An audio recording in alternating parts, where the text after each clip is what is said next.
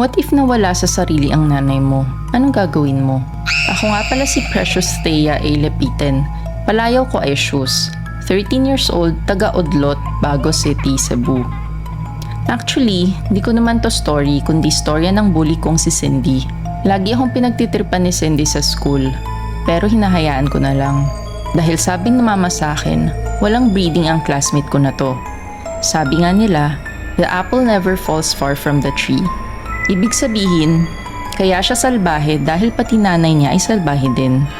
At akalain mo, totoo ito. Malungkot pero ito ang katotohanan. Ang nanay ni Cindy ay mahilig magpahula at sabi sa kanya, katapusan na daw ng buhay niya kagabi. Usually, di tayo naniniwala sa hula.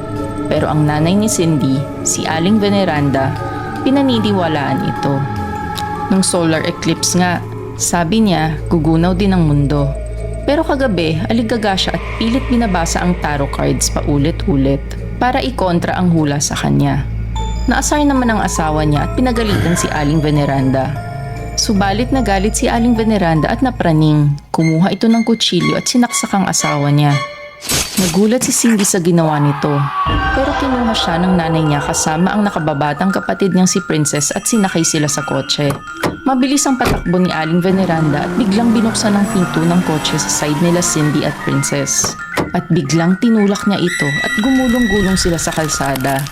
Mas binilisan pa ni Aling Veneranda ang patakbo at nag-overshoot ang sasakyan sa bridge. Dahil dito, namatay siya. Namatay din ang asawa niya dahil sa saksak, pati na din si Princess dahil nabagok ang ulo. Napakalungkot ng nangyari sa kanilang pamilya. Subalit ang magandang balita ay nabuhay naman si Cindy kahit madami itong bali at sugat.